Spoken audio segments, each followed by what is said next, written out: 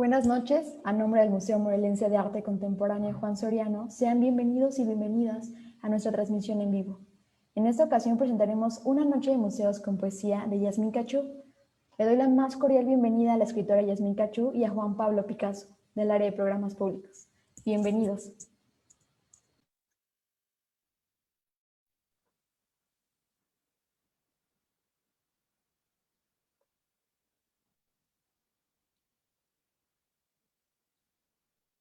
Muy bien, bienvenidos, estamos aquí. Agradecemos a Julieta Loreto Miranda, quien ha sido la voz que ustedes escucharon antecediéndonos en esta transmisión, fungiendo como anfitriona del Museo Morelense de Arte Contemporáneo.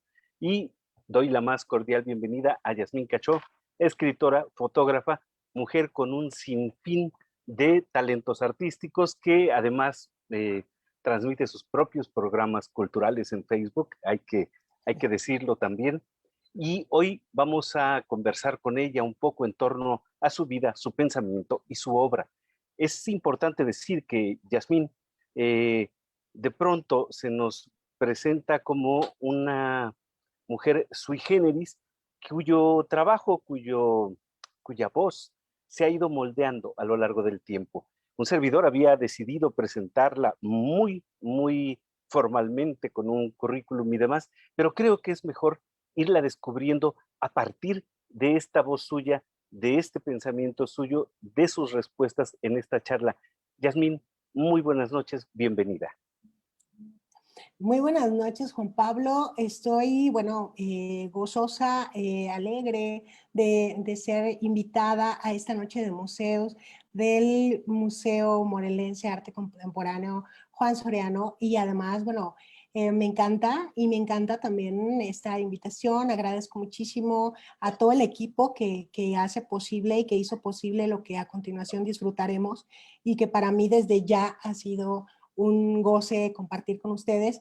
Y bueno, contigo que sabemos que tenemos ya historia, conversando, historia, haciendo, ya estamos haciendo esas historias hermosas que nos contaremos dentro de poco y también está maravilloso. Entonces, bueno, gracias por esta manera de expresar de la exploración y el descubrimiento y bueno, pues está genial. Me encanta la idea. Y bueno, pues a todos los que están haciéndonos el favor de vernos y oírnos a través de la plataforma de Facebook del Museo Morelense de Arte Contemporáneo, pues los invitamos a escuchar esta charla. Atentos a esta conversación con Yasmín. La primera pregunta que queremos hacerle y que tiene que ver con todo el contexto a través del cual estamos trabajando, por lo que usted tiene en su casa en este momento a través de esta plataforma, es: Yasmín, se viven tiempos inéditos, corremos en tiempos inéditos. Hay quien dice que son una cuestión pasajera, hay quien dice que es toda una crisálida de transformación de nuestras sociedades. En este punto, en este momento, tú como autora, como artista, responderías: ¿poesía para qué? Ah, qué buena pregunta. Bueno, sí, es una muy buena pregunta que el contexto de 2020, del 2020, nos ha permitido ir respondiendo, ¿no? Lo mismo a nivel político, a nivel sistémico, a nivel gubernamental, podría responderlo. Primero, es como si me preguntaran el arte para qué, ¿no? El arte para sobrevivirnos. Nada más hay que ver el enorme auge que ha tenido la lectura durante el 2020 y todas las formas de entretenimiento posibles. Y bueno, en concreto, en la pregunta que tú me haces, para no polemizar, porque hay todo un contexto sociocultural y político y económico al respecto, yo pienso que la poesía para mí es para escribir el mundo o reescribirlo en este caso. Es en este momento la poesía es un acto esencial, es una emergencia, es una necesidad vital para escribir y reescribir el mundo. No olvidemos que fue posterior a la Primera y Segunda Guerra Mundial que se dio el movimiento de vanguardias literarias y vanguardias en términos estéticos, que hizo todo lo que hoy estamos estudiando en distintos espacios. Entonces, bueno, la poesía escribe el mundo, el lenguaje escribe el mundo, y ahora más que nunca es necesaria, es vital, es lo que nos humaniza, Juan Pablo. Entonces, sé que esta pregunta es una, que tú lo sabes como artista, como escritor, y que es necesaria. ¿Para qué? Bueno, porque también está visto que la belleza en todas sus formas y en todas sus facetas nos permite vivir el mundo, habitarlo, no solamente respirarlo, también nos permite respirar el mundo. Entonces la belleza, los seres humanos de manera natural nos rendimos a la belleza, nos rendimos a este acto natural de trascendencia que implica la poesía. Reinventar el mundo, nos dices. Y como bien nos dicen los abuelos, existe la tierra, pero no existe el mundo. Es decir, Exacto. existen los mundos, porque cada cabeza trae uno. Y a veces cada cabeza trae múltiples, tú también lo sabes.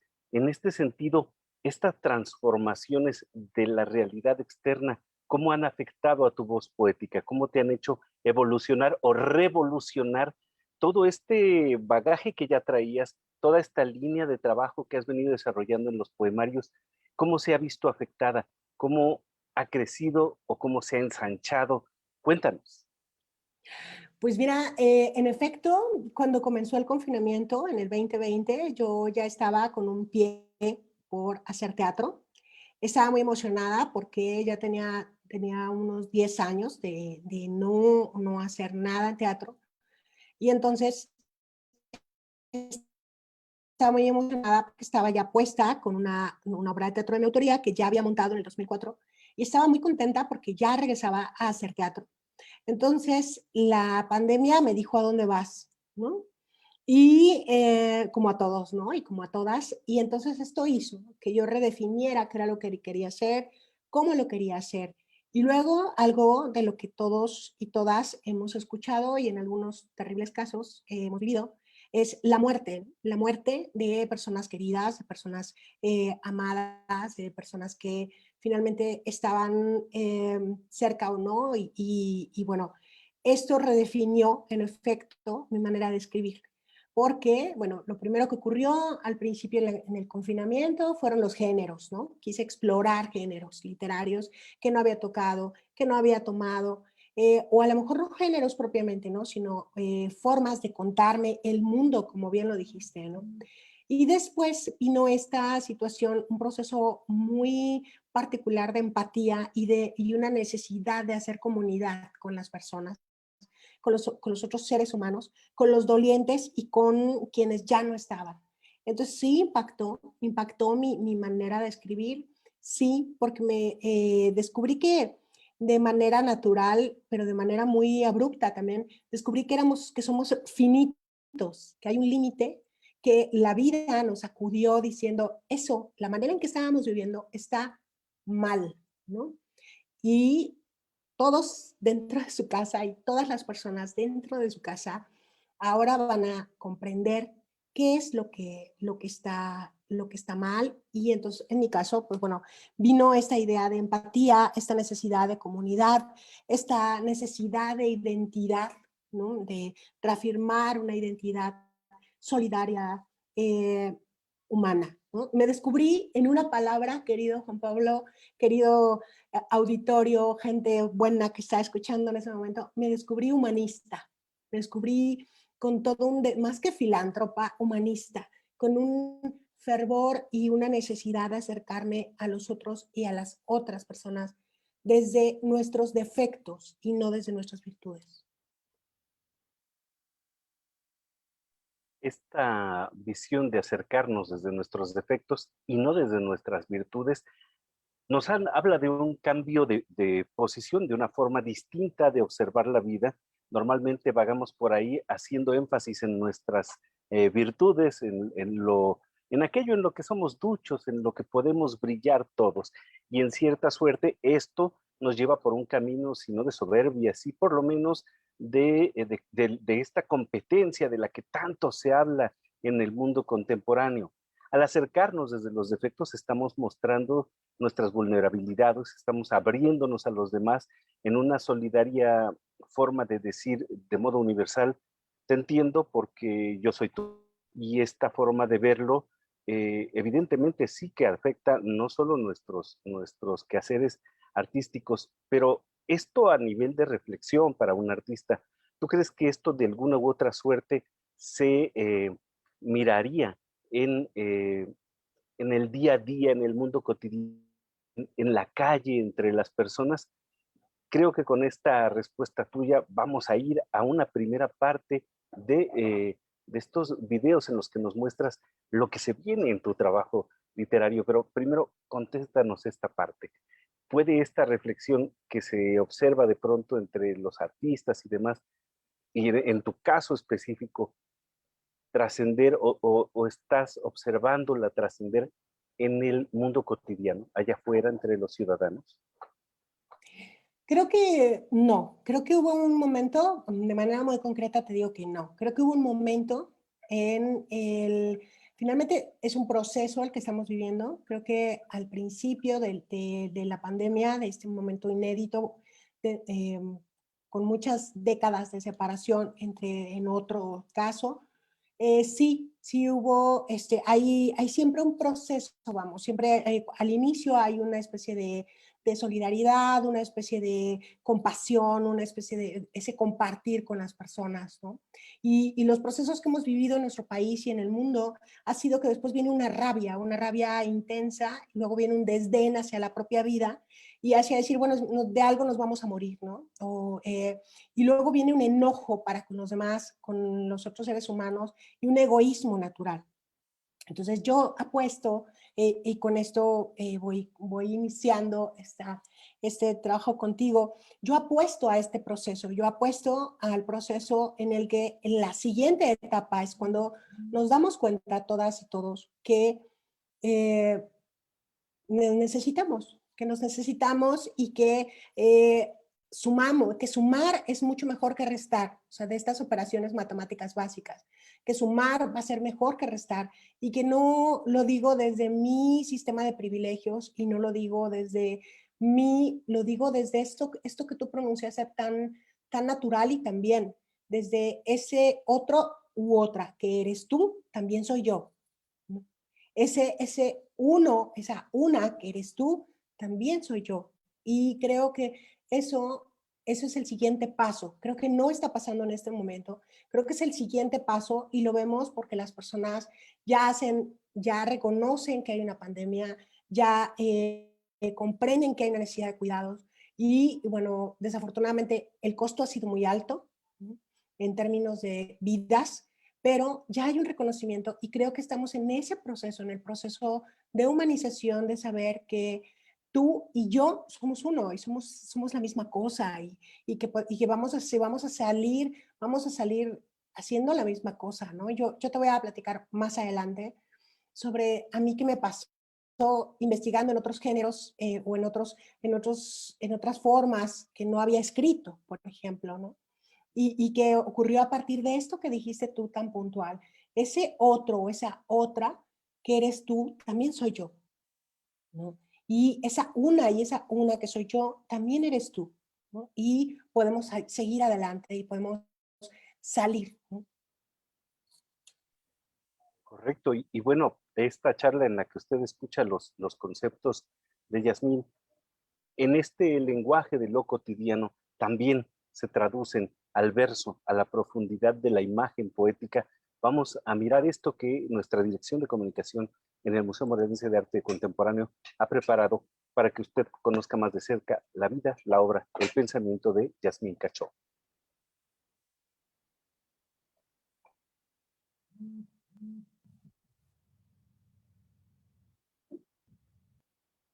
Todos los silencios de la tierra son pétalos de tu flor. Margaret Yourcenar. Duermes. A mi sobrina Marijose. Duermes. En algún lugar el mundo se derrota y vuelve a comenzar. Aquí, duermes. Tienes 16 años. Mañana sumarás otro. No has entendido del poder ni el dolor, pero ya has llorado alguna batalla. Has dicho que lo has perdido todo y has sentenciado que no te encuentras. Tienes 16 años.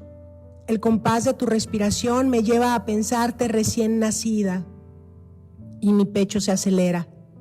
Sé que tengo miedo. No quiero faltar para enjugar tus lágrimas. No quiero quedarme sin ver tu sonrisa. No quiero que te rindas porque crecer duela.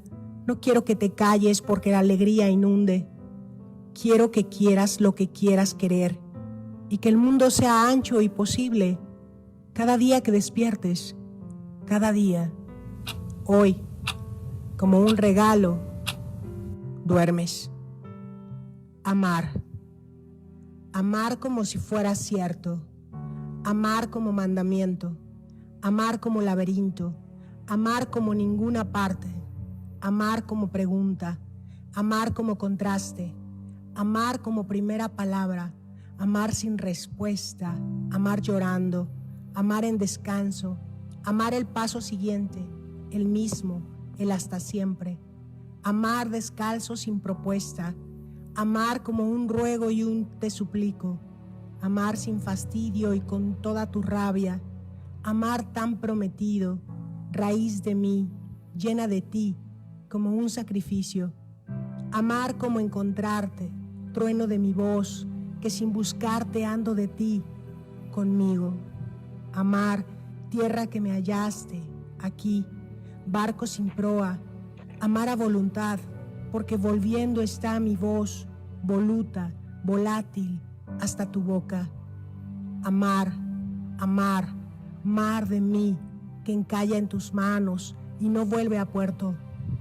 Amar mi tarde enfurecida, amarme en el espejo, con tu cabello al viento, en el amor que te ama, amar. También los ojos que se han amado son ciénagas temblorosas. Cuando muera. Cuando muera encontrarán las palabras que guardé como estampitas. Mi colección de tigres con la que decía te quiero. Palabras musgo, historias pájaro, los colores en los cuadernos, la piel de zapa, los trópicos de Cáncer y Capricornio. Hallarán, también y sin esfuerzo, mi soledad derecha, erguida, firme, libre de mí, descansada. Buscarán, como yo lo hice, la inocencia de 5 años que no llegué a cumplir. Encontrarán en su sitio el pubis abierto, la boca repitiendo delirios. Cuando muera, sabrán que fue el hombre araña, mi mayor amigo, mi mejor aliado. Entenderán que fui yo quien amanecía en París, aunque haya quienes aseguren que estaba en el escalón del baño, seca, temblando. Cuando muera, mis ojos seguirán en los suyos y yo continuaré aquí mientras sonría. Cuando muera, mi bien, te dejaré una línea que no hable de ti, que no hable de mí, una línea que no hable de amor, que no repita en plural nuestros nombres, una línea de tus ojos a mis ojos, a la que llamaré silencio. Cuando muera, silénciame de ti, porque seguiré llamándote.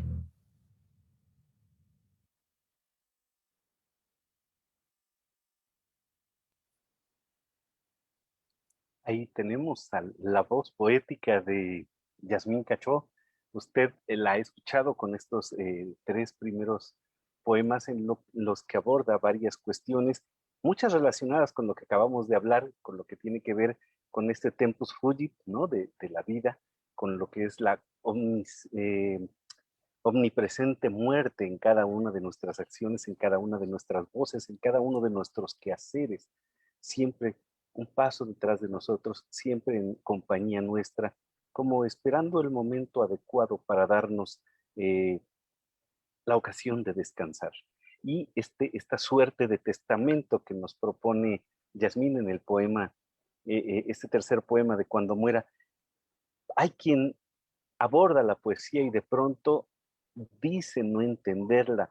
Yo preguntaría, Yasmín, ¿la poesía hace falta cognitivamente entenderla? La lectura es una asignatura pendiente en nuestro país. leer a profundidad, leer con comprensión, lo es todavía más. ¿Cuál sería tu sugerencia o la estrategia, lo que tú has encontrado en tu camino como una manera de acercar todos los ojos a la lectura, en este caso de la poesía? Ay, qué bueno. Bueno, primero te quiero decir que yo no había visto los videos y entonces estoy muy emocionada y estoy muy... me gusta mucho el trabajo que han hecho porque es una situación sui generis por sí misma. El hecho de abordar el poema desde la propia corporeidad de quien lo escribe, ¿no? Es decir, en una época donde nuestro sistema de creencias puede ser limitante con respecto a aquello que se presenta, para mí fue y es muy importante representar mi poesía. Y entonces, bueno, estoy muy emocionada por los tres poemas en este contexto, porque el primero que menciona en ese poema de Duermes, que es una dedicatoria especial para mi sobrina y que es un poema reciente, que además viene en un libro que apenas va a salir, que es un poema que quise que se presentara y que no me equivoqué, y tiene una dedicatoria especial porque hoy mi sobrina no va a cumplir 17 años, pero de manera muy particular, también faltan 3 días para su cumpleaños y yo escribí este poema un día antes de su cumpleaños, y entonces es muy interesante para mí que este proceso se dé así. Y bueno, porque el poema este de Duermes pues tiene una relación directa con aquellas personas que amas y que no necesariamente son tus hijos o son tus hijas, pero son tu prójimo, ¿no? Y que en ese momento lo único que deseas para esa persona es que quiero que quieras lo que quieras querer y que el mundo sea posible para ti y que no tengas miedo, que no te aterres por lo que vendrá, como nos hemos aterrado todas y todos. Y yo creo, Juan Pablo, en ese contexto, que la lectura, si bien es una asignatura pendiente, también es importante que las personas, mi sobrina Marijose, que hoy día vive en Canadá, eh, es alguien que no le gustaba leer. Mi sobrina mayor, Dafne, es alguien que disfruta muchísimo la lectura, pero María José no le gustaba leer. Sin embargo, cuando supo que le había escrito este poema, lo leyó y lo leyó muchísimas veces, porque al final la lectura es un acto significativo como todas las cosas que hacemos como seres humanos. Cuando las lecturas tienen un tinte significativo en nuestras vidas, nos van permitiendo acercarnos. El aprendizaje significativo no lo digo yo, lo dicen muchísimos especialistas en el tema. Cuando algo te significa, te simbra y entonces lo sigues y la dificultad o el obstáculo se va desvaneciendo. Entonces creo yo que debemos ir allanando el camino, acercar la lectura a quienes son finalmente quienes hacen posible que nosotros sigamos escribiendo y son los otros y las otras, ¿no? Que si bien no puedan tener intereses artísticos, sí son quienes hacen posible que el mundo sea mundo y que haya tantos mundos posibles. Y el segundo poema, el poema de Amar, es un poema extenso que también es reciente y que también se estrena con ustedes. Es un poema que habla precisamente de amar con los ojos abiertos, porque también los ojos que se han amado pueden ser ciénagas temblorosas. Y a eso me refiero con amar desde los defectos, desde lo imperfecto y no desde la virtud. Eso es muy sencillo. Si te amo desde aquello que parece que eres o que quiero que parezcas que seas, cuando yo deje de querer que parezcas que seas, entonces dejaré de amarte. No solamente hablo del amor que te ama amar, como dice el poema, sino no hablo solo del amor de pareja, hablo del amor en todas sus formas y todas sus sin medidas, ¿no? Y finalmente, cuando muera, te contesta este testamento, ¿no? Te contesta que quien te está hablando en este momento, quien se expuso, quien se pone frente a la cámara del museo y camina viendo y pensando en su poesía, te dice también que fue un ser muy solitario y muy introvertida y una persona sumamente tímida y que ha tenido que salir porque la vida es así, la vida te pone cosas hermosas que te dice, cuando mueras, pero hoy estás vivo Y por eso para mí es un testamento glorioso. Es un momento en que digo, sí, yo fui muy solitaria y mi mejor amigo era el hombre araña y ahora tengo muchos hermanos y hermanas de vida, no solamente amigos. Y creo y apuesto a eso. Cuando muera te dirán, silénciame de ti porque seguiré llamándote, porque volveré a ser polvo de estrellas y entonces estaré allí contigo, ¿no?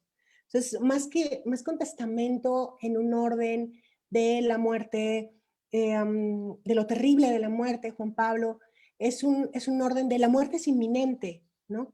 Pero quiero saber, quiero que sepas que cuando muera voy a seguir llamándote, ¿no?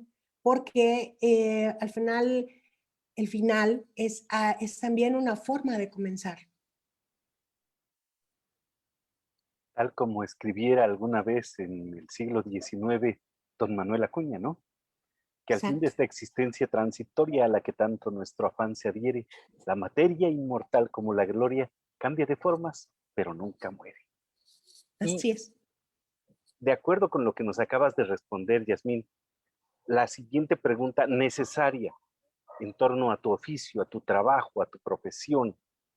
Escribir es un acto de amor porque uno da de sí a quien se convierta en el posible lector o lectora, o es un acto de valentía porque uno se exhibe, se muestra, se desnuda delante de ojos que no sabemos cuáles serán. Y en ese sentido, ambos puntos los acabas de tocar en todo esto que nos cuentas. ¿Es un acto de amor, un acto de valentía o un acto de amor y valentía? Cuéntanos.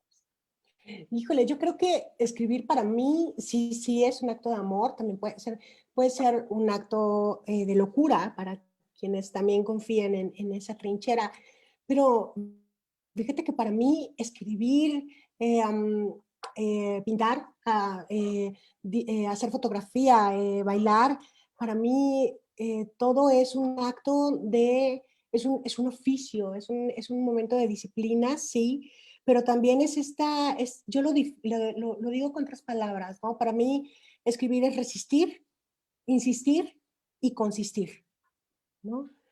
Para mí es muy importante resistir, insistir y consistir, porque si bien cuando escribes haces un desnudo, ¿no? Te desnudas emocionalmente, te expones, ¿no? También te entregas a los y las demás, ¿no? Es muy importante comprender como escritora y para quienes se vayan a dedicar a escribir, ¿no? Que para mí los tres verbos que han marcado mi vida es ese, es resistir, insistir y consistir. Ser consistente en lo que haces, ser insistente en lo que quieres y resistir, porque está duro, es complejo porque tú mismo puede llegar un momento en que dices, sí, amo escribir, pero voy a hacerlo solo para mí, ¿no? Y entonces ya no estás resistiendo, ¿no? Sí, amo escribir, pero la complejidad de las relaciones en el arte y en la cultura no me dejan salir adelante. Entonces no estás consistiendo. Sí, pero ya me cansé de buscar espacios, entonces no estás insistiendo. Por eso para mí sí es un acto de amor que tiene que ver más que con el amor y la valentía, con el coraje como carácter, como tener muchas ganas, Juan Pablo, ¿no? Puedes tener mucho miedo, ¿sí? Pero tener miedo a mostrarte, tener miedo a que aquello que dices, aquello que hablas, no sea lo que los demás y las demás quieren, pero al final es tu trabajo y es importante que tu trabajo sea leído o visto. Y por eso creo que tiene que ver con esa fusión de amor y valentía, es coraje. Y bueno, habría que añadir algo más a todos aquellos que nos hacen el grato favor de escucharnos, de mirarnos a través del Facebook del Museo Morelense de Arte Contemporáneo en esta especial noche de museos con Yasmín Cachó. Debo decirles que ella, además de su trabajo como escritora, además de su trabajo como promotora de la cultura, con todas estas diferentes cuestiones que hace, bueno, ella imparte sus talleres, hace lecturas, por el puro gusto de ser y de hacer. pero ¿cómo encaja toda esta vocación también de enseñar que está bullendo dentro de ti permanentemente en el contexto de esto que nos cuentas? Dinos. ¿De enseñar, me dices? ¿Me Pues dices? de Como pronto de... eres tallerista también y tus Ah, talleres claro, se claro, llenan de ya veo. inmediato, ¿eh? Que además Sí. se sepa que si Yasmín anuncia un taller, más tarde en anunciarlo que en avisarnos que ya se llenó y entonces ya no cabemos, ¿no? Es Eh, importante saberlo para estar pendientes. Gracias, gracias, Juan Pablo. Sí, sí, tengo la fortuna de contar con la confianza de las personas que asisten a los talleres y que además, bueno, son grandes seres humanos que me permiten acompañarles. Yo creo que es muy importante que nosotras y nosotras nos reconozcamos en los otros y en las otras. Quiero decir, en los talleres en particular, en mi vocación, porque es una vocación y tú también la tienes, Juan Pablo, la enseñanza es una vocación, ese momento en que le descubres a alguien algo que estaba frente a sus ojos y que los especialistas y las especialistas llaman asombro, ¿no? Porque ese momento de asombro es maravilloso, ¿no? Para mí, trabajar desde nivel medio superior a nivel superior, incluso posgrado, que he tenido oportunidad de estar en posgrado dando algún taller o algún curso, seminario, y a nivel de talleres de educación en libertad, es decir, que son voluntarios, que van, se inscriben y actúan. Para mí es muy importante el asombro, uno. Y dos, para mí es vital entender y aceptar que los seres humanos, que la gente son como yo. Entonces yo empatizo con un amigo muy querido que se llama Mateo, con quien tengo un taller que tiene 15 años y que tenemos buenísima comunicación y que le mando un saludo, por cierto. Y empatizo con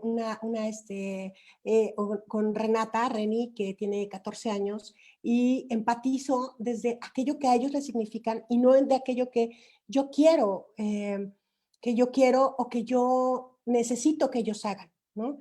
Empatizo tratando de escucharles, ¿no? Hace poco que daba clases, ahora no estoy dando clases en la universidad, pero cuando estaba dando clases en la universidad, eh, precisamente les decía, tengo una estudiante que se llama Vanessa que me dice, cada vez que tienes un live, yo estoy ahí y no me mandan saludos, así que Juan Pablo, si me permites, le voy a mandar saludos a Vanessa Velasco porque le prometí que le mandaría saludos a Vanessa. Y ella y sus estudiantes nos decían, es que nos dice la generación de cristal. Y yo decía, ¿pero por qué? Porque dicen que no. Nosotros y nosotras, los de mi generación, X, Y, Z, bit o no, debimos haber dicho que no a muchas cosas y como no lo dijimos, ahora, pues bueno, tenemos una consulta terapéutica cada semana, si bien nos va, o un montón de conductas extrañas, ¿no? Entonces, bueno, empatizo porque no quiero que hagan lo que yo quiero. Es igual que te lo decía hace un rato con mi sobrina, hace un momento en el poema, quiero que quieran querer, porque hoy día las personas no queremos querer. Parece un juego de palabras, pero no queremos hacer cosas, no queremos tener voluntad, no queremos hacerlas. Y yo quiero que quieran querer, ¿no? Y eso es algo que creo que ha hecho que haga este switch con las personas con quienes comparto, que son de diferentes edades, diferentes generaciones, y a quienes no deseo personalmente que hagan que me complazcan, sino que hagan lo que quieren hacer. No sé si estoy respondiendo allí tu pregunta, pero es como digamos que esa es mi bandera, hablando de banderas el día de hoy. Así es, bueno, finalmente el no querer, el no hacer por no querer y el no buscar por no querer, nos habla de cierta inercia a la que en muchos sentidos se ha empujado a algunas generaciones, porque así esta inercia pues les da cierta comodidad y esta falta de búsqueda, esta falta de curiosidad y de asombro les mantiene en una medianía gris, ¿no?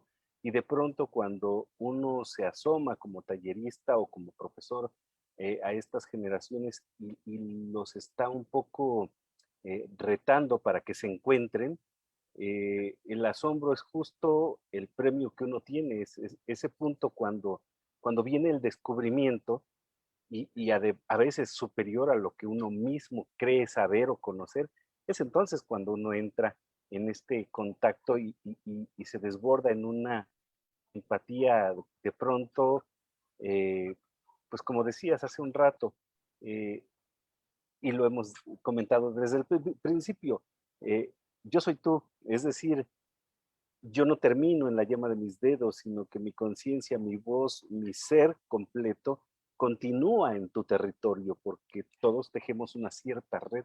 Solemos llamarla sociedad, pueblo, de múltiples formas, pero lo importante es que logremos enfatizar, logremos enfocar nuestras emociones.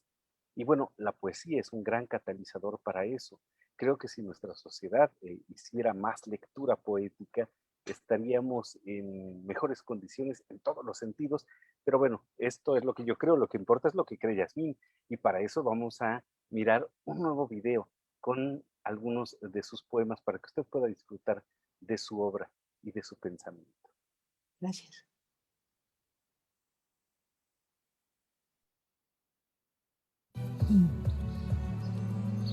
Y luego me canso de llamarte por tu nombre y te digo libro, hoja en blanco, árbol, música para sordos. Y respondes mirándome toda como si fuera tarde y me cobijas con tus manos abiertas y embistes al rojo con tu lenguaje nuevo y la furia de tus años y tus ojos de fuego y abrazas mis ganas solas y las renuevas y les llamas sed y esperanza y cruzas los brazos sobre mi espalda y te sé sin mirarte, adivinada, y busco ese perfume viejo y el olor a misterio y tus dientes finos y apenas he dicho lluvia y ya me abismas entre tus dudas y llegas hasta el ocaso y descansas de lo que he sido y apenas abro los ojos y has mirado a través de mis pasos y me indicas el rumbo y te sigo y apenas he visto tu nombre y me muestras cómo era el mío y el aire quieto de la mañana. Mapas. A Cassandra.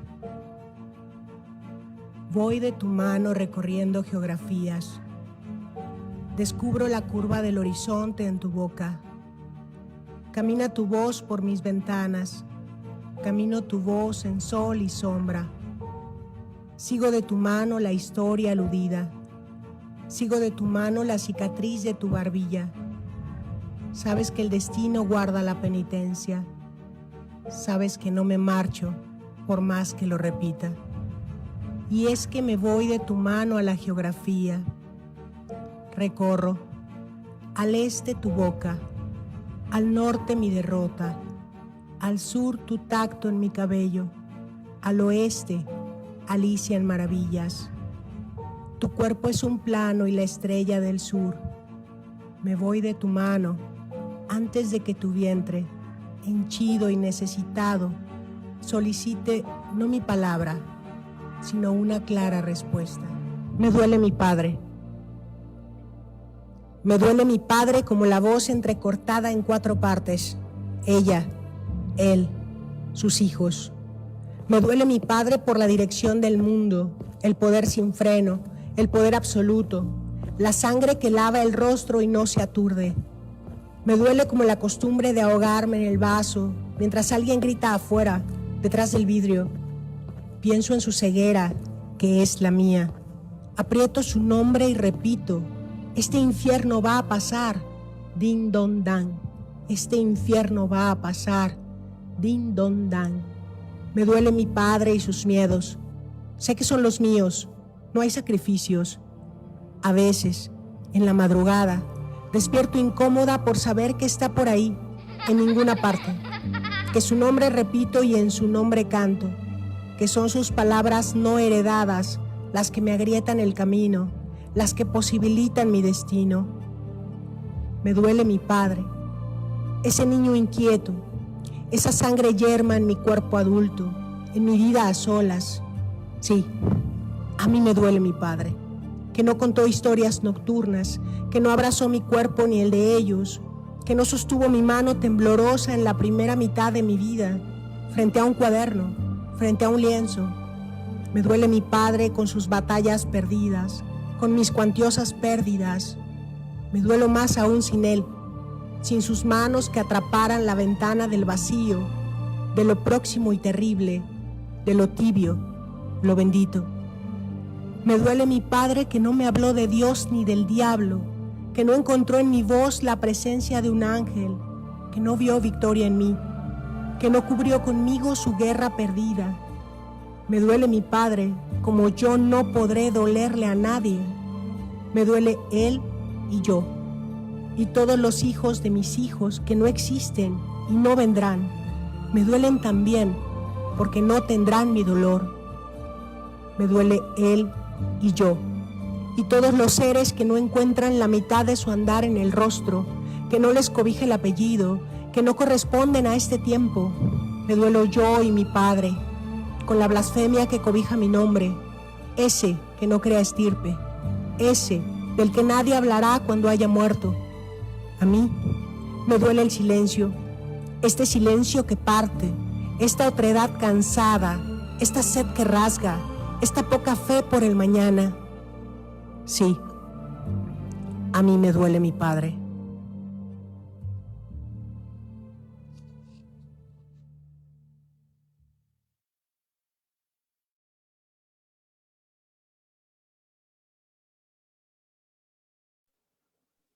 Ahí están estos poemas de Yasmín.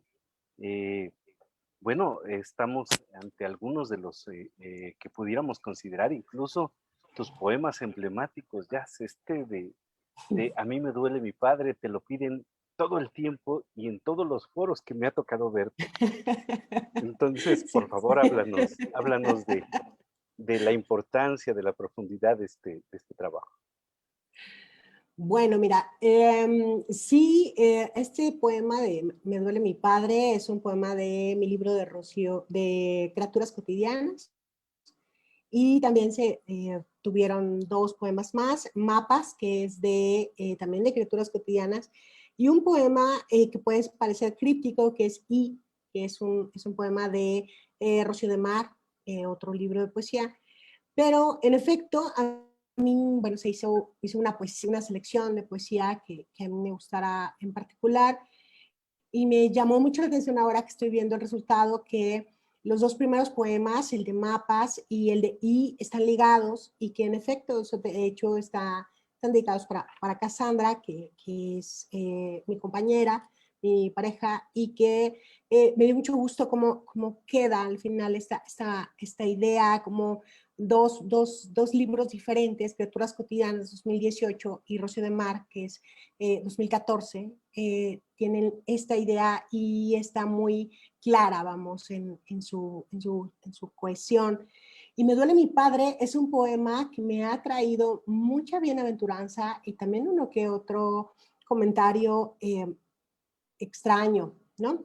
Es decir, yo no me estoy refiriendo únicamente a mi padre, el procreador. Me duele mi padre en términos de el origen, me duele el origen, y creo que por eso a las personas les gusta este poema, porque este poema habla de cómo puede llegar a dolernos el origen, llegar a dolernos esa ausencia en el caso de la muerte, esa ausencia en el caso del abandono, pero que te va a doler, te duele el origen, te duele no haber estado con alguien que empuñara tu mano frente a un cuaderno, frente a un lienzo, pero también te duele como ese poder absoluto, ese poder sin freno, esa sangre que llevas en el rostro, pero que no puedes tocarla, que está debajo de tu piel. Entonces este poema de Me duele mi padre, que sí es uno de mis poemas consentidos, que me gusta mucho, hay un elemento que pocas personas saben que voy a decir hoy, y yo lo escribí de un solo tirón. Ese poema no tuvo ninguna reescritura, fue un poema escrito de manera automática, es un poema de largo aliento, y que escribí precisamente un día que alguien me preguntó en una sesión, en una clase, yo había puesto a hacer un ejercicio de sensibilización y me preguntaron, Jazz, ¿a ti qué te duele? Ya nos preguntaste a nosotros qué te duele, qué nos duele, ¿a ti qué te duele? Entonces yo respiré profundo y dije, a mí me duele mi padre. Y bueno, sí me refería a esta orfandad, ¿no? De esta ausencia, pero cuando llegué a casa y comencé a escribirlo de un tirón, había leído un texto de Michel Foucault sobre microfísica del poder y había leído sobre cómo había el cuerpo, el territorio corporal, quedaba apresado en esta idea del poder público y en un sistema que es un entramado. Y entonces pensé, me duele mucho mi padre, me duele esta sensación de no tener origen, me duele esta sensación de no saber que a quién más le duele su padre. Y me di cuenta que le dolía a su padre a mucha gente y que tenía mucho que ver con este sistema patriarcal, como se le llama últimamente, y que tenía mucho que ver con nuestra educación y incluso con ustedes los hombres, a quienes les es negado su derecho a ejercer la paternidad y a la dulzura y a la ternura y a muchas otras situaciones. Entonces en este poema traté de vaciar todas esas emociones que yo tenía, ¿no? Esas emociones de saber que nos puede doler el origen y que nos duele, nos patea, vamos, ¿no? Que sí también me dolía a mi padre. Le publiqué ese poema unos años después que mi padre murió. Y entonces, bueno, todo se revolvía porque parecía que yo estaba hablando únicamente de mi padre y yo hablaba de este Pedro Páramo en el que a veces se queda envuelto México y en el que a veces muchos y muchas nos encontramos con esa ausencia-presencia de un padre. Pero bueno, pues sí pega para muchos lados y esta es la primera vez que estoy mencionando estas cosas sobre el padre, ¿no?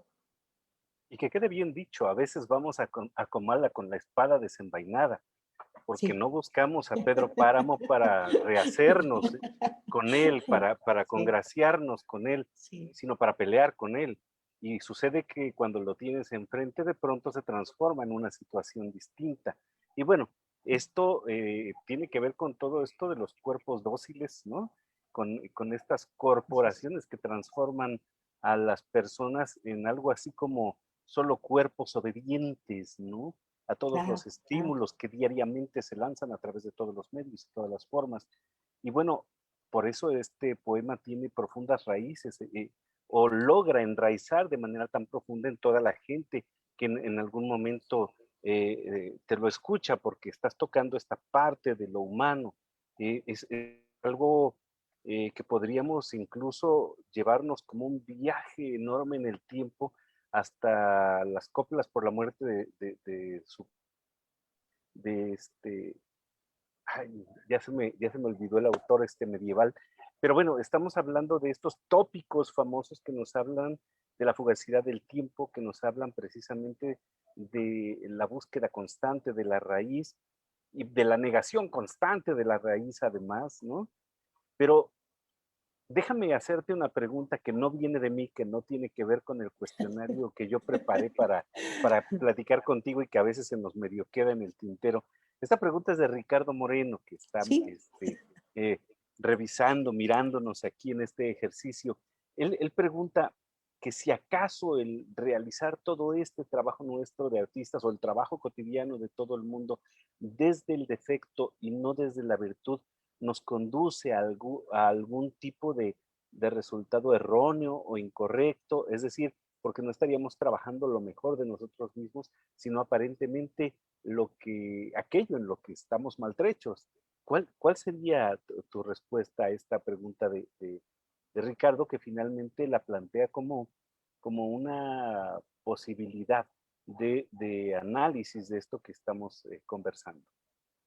Bueno, pues Ricardo Moreno es un querido amigo, que es un Contreras natural, debería de llamarse Ricardo Moreno Valencia Contreras, y porque, porque además sus preguntas detonan otras cosas muy interesantes, como esta que te voy a decir, que creo yo que, bueno, antes de dejarlo pasar, quería decirte que una de mis influencias, cuando yo termino de escribir Me duele mi padre de un tirón, tal como lo he descrito, eh, y después releo La muerte del mayor Sabines, para mí fue algo muy importante leer La muerte del mayor Sabines, mucho más que cualquier otra copla, como que intentamos recordar ambos, y que, que yo solamente puedo recordar como una referencia a Federico García Lorca, por ejemplo, o recordar como referencia a Gilberto Owen, obviamente, que es quien a mí me constriñe como poeta, ¿no? Primero que nada. Y bueno, si alguien a mí me ha afectado, si lo quieres ver así, es Margaret Yourcenar y los poemas de Alcipión.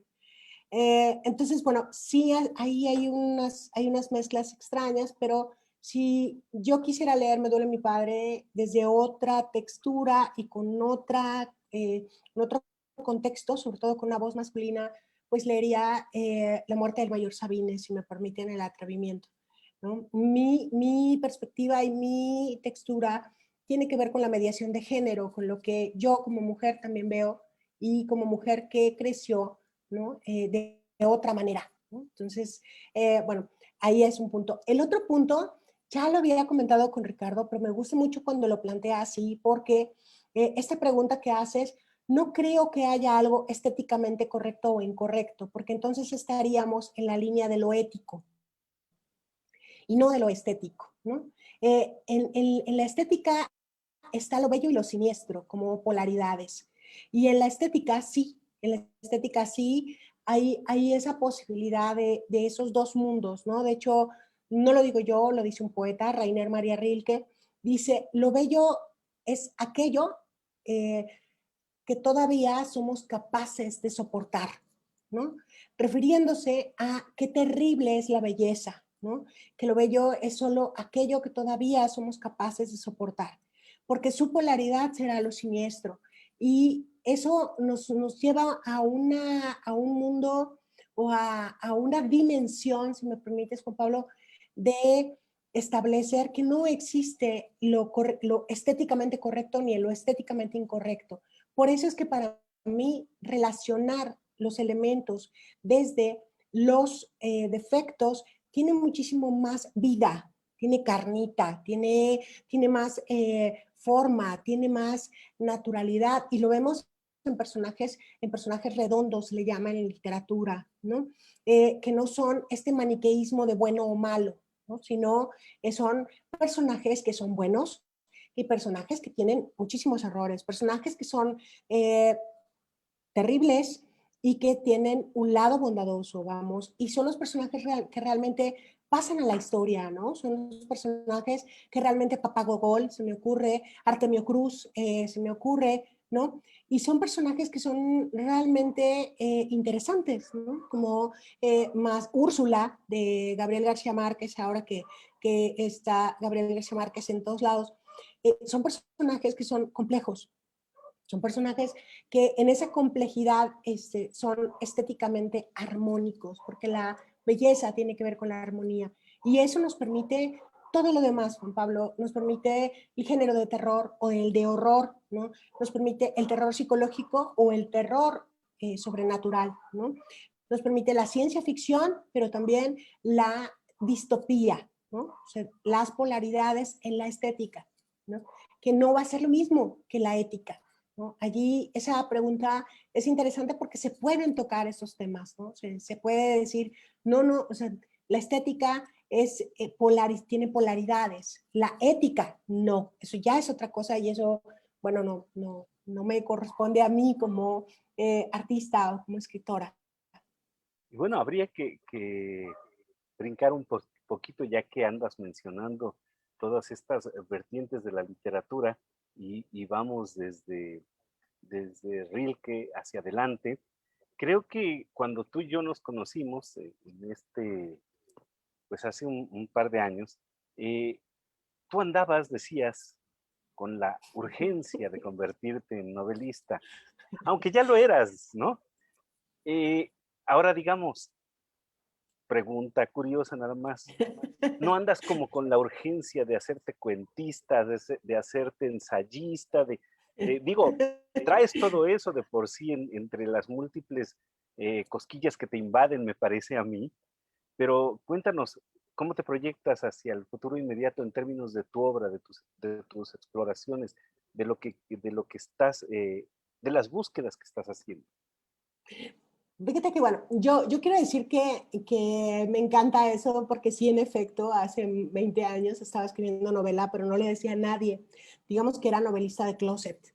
Entonces estaba escribiendo novela y entonces escribía por todos lados que yo era tal y tal y con urgencia de ser novelista. Y ándale que un día pasa Marta una carta que ahora todavía está, que ahora está publicada en segunda edición con capítulo 7, esta editorial maravillosa que la ha cobijado y bueno, y que es premio nacional y demás. Y entonces, bueno, decía, urgencia de ser novelista. Y entonces, Juan Pablo, pues te llamaba mucho la atención. Y sí, en efecto, ahora de qué estoy, de qué tengo urgencia. Bueno, pues tengo varias urgencias. Una, descubrí en la crónica recientemente, como tú lo sabrás y mandamos saludos al taller de crónica a tu cargo, descubrí la crónica hace unos meses atrás y entonces todo ha ido como confabulándose para que yo escriba crónica y entonces estoy muy feliz porque estoy escribiendo crónica y me gusta mucho y entonces, ¿de qué tengo urgencia?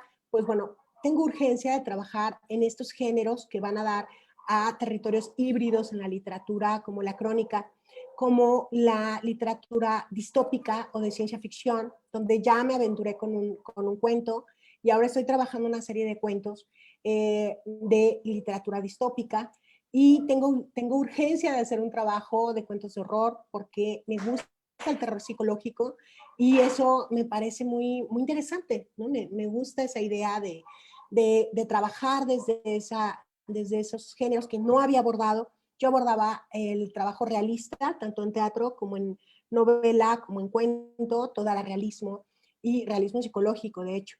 Y ahora, no, ahora estoy en esta urgencia de explorar otros géneros, de explorar el ensayo, ¿no? De explorar el ensayo literario, pero también explorar estos otros territorios híbridos de la literatura para abordarlo en trabajos, pues digamos, en trabajos que pronto verán la luz, espero.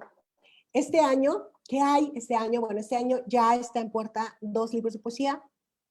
Ustedes tienen primicia de libros de poesía, lo vi. Amar está en un libro de poesía y Duermes están en un libro de poesía. Y hay uno por allí que está pendiente, que vienen 2 libros de poesía ya inmediatos, o sea, estoy 7 meses, ¿no? Precisamente por eso esta invitación que agradezco muchísimo al MAC, pues llegó como anillo al dedo porque era un momento de poesía importante para mí, ¿no? Es un momento en donde estoy cerrando los libros y se están yendo para que ya se vayan a edición.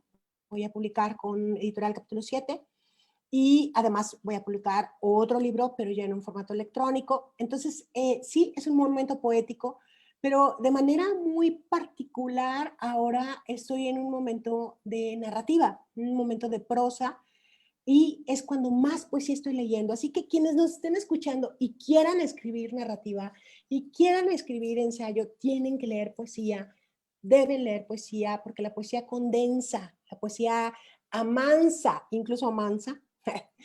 Puede resultar extraño para algunas personas la armonía, incluso las formas. Saludos a Ricardo Moreno, por cierto, que suele decir que no a la poesía, y mira qué bien doma él el lenguaje y qué bien puede conseguir estas figuras retóricas interesantísimas que se dan en la prosa, ¿no? Entonces, bueno, pues sí, ahora tengo una urgencia de entrar en esos géneros y de salir, de quedar bien allí, de estar en estos géneros de contundencia, como es la cuentista, pero también en estas las formas de ciencia ficción, como se le llama, distopías. A mí me gustan más las distopías, ¿qué le vamos a hacer? Y terror. Entonces, bueno, en esas estoy ahora. Y bueno, como nuestro público amable y tolerante hasta este momento habrá escuchado, si nos sueltan el micrófono a Yasmín y a mí, pues creo que no paramos de hablar en varias horas, porque tenemos todavía por ahí algunas preguntas en el tintero, pero creemos que para esta ocasión, para esta noche de museos, hemos hecho una exploración inicial interesante. Quizá en algún otro momento podamos encontrarnos de nuevo con Yasmín en alguna otra noche de museos, en alguna charla, en algún taller acá que puedan todos mirar.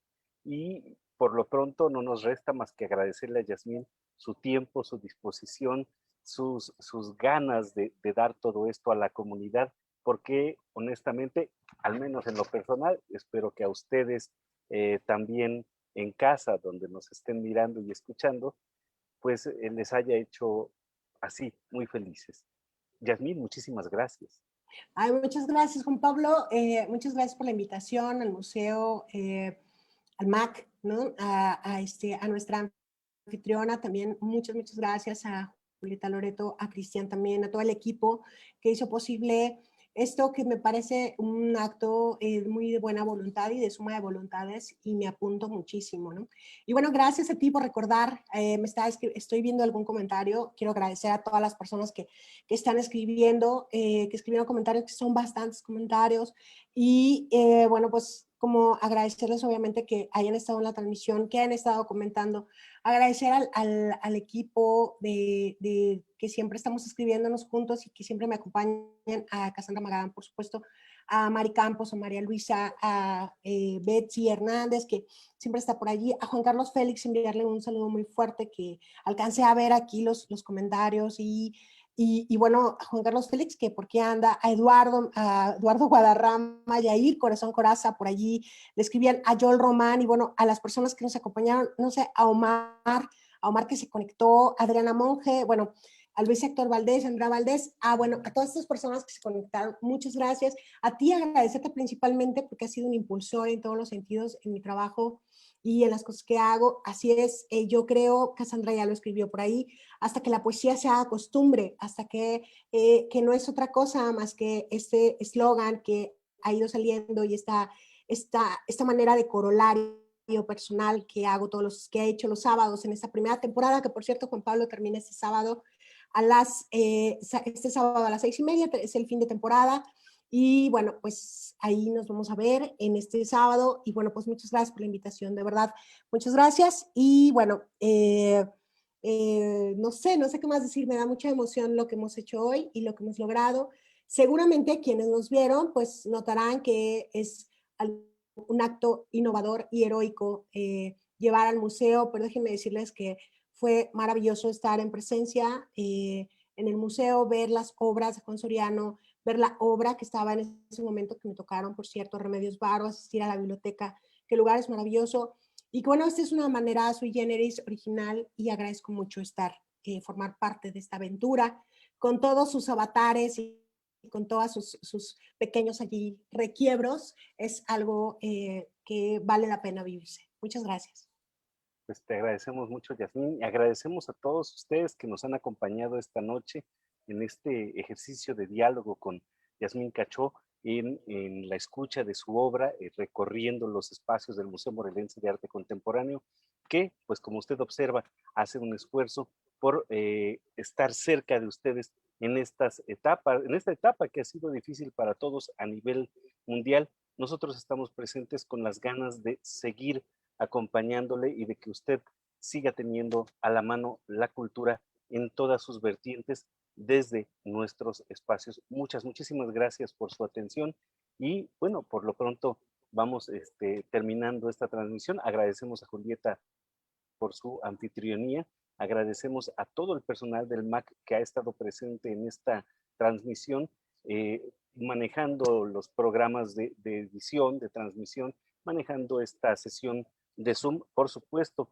todas las responsabilidades administrativas, legales y demás, todo lo que ha sido posible mover y necesario mover para que esto hoy saliera al aire. Muchísimas gracias, y sobre todo a usted que nos ha escuchado y nos ha mirado. Esté pendiente de nuevas cosas que estaremos trayendo para que usted siga con nosotros como nosotros seguimos con usted. Muchísimas gracias.